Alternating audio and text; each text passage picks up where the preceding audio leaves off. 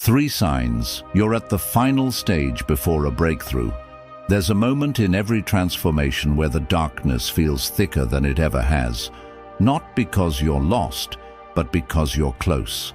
The final stage before a breakthrough is not peace, it's war. And if you're here, it's because you're on the edge of something vast.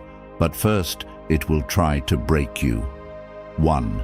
You feel completely alone, even when surrounded by people. There's a specific kind of silence that enters your life before everything changes. You begin to withdraw, not out of sadness, but instinct. You stop explaining yourself. You stop defending your values, because you realize no one else can carry this weight for you. Epictetus once said, "It is impossible for a man to learn what he thinks he already knows," and most of the world still thinks it knows, still clings to illusions, but not you. The isolation you're feeling is not punishment, it's purification. It's the stripping away of shallow connections, mindless habits, and emotional noise. What you're left with is the rawness of self. And only in this silence do you meet the person you were meant to become. We've all felt it. The cold stares when we pull away. The invisible walls that grow when we choose discipline over distraction. But here's the truth. You're not alone. You're just not like them anymore. 2. You're haunted by the urge to quit what no longer serves you. There comes a moment when you can no longer fake it. Not in conversations, not in your career, not in your habits, not even in your inner world. You begin to feel sick at the thought of staying the same, sick of chasing what others told you to chase, sick of lying to yourself just to belong. Seneca warned, "As long as you live, keep learning how to live."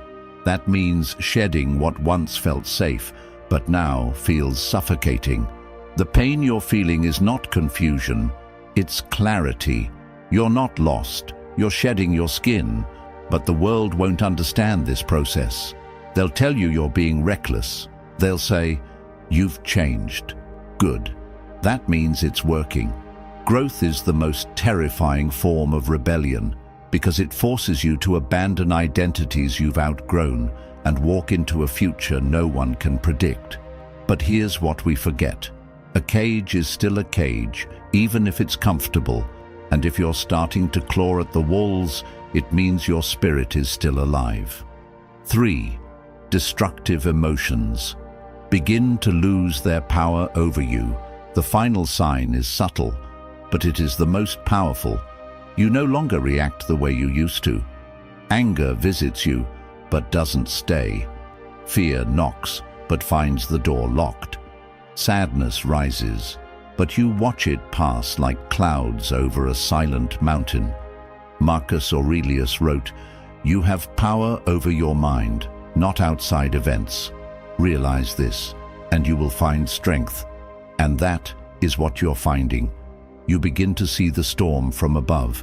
You begin to understand that pain is not the enemy, it's the training. We have all been prisoners of our emotions, lashing out, shutting down, drowning in what we couldn't control. But now you're becoming dangerous, because stillness is terrifying to those who've never met it.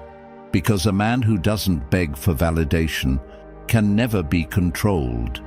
You may not see it yet, but something is shifting. The chaos you feel is the breaking of the old world inside you.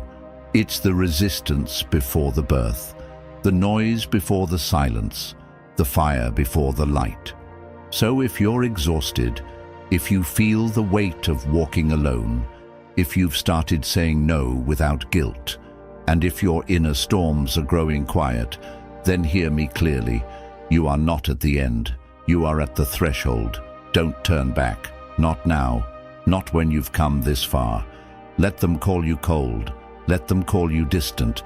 Let them say you've changed, because one day they'll call you unbreakable. And when that day comes, you'll realize you didn't break. You broke through. Let them sleep. We rise. If this message found you in the shadows, it wasn't by accident. Some of us weren't made to follow the noise. We were made to endure, to rise quietly, to master the war within. If you feel that fire burning deeper than before, subscribe, because here we don't chase motivation, we forge discipline, and when the world sleeps, we train.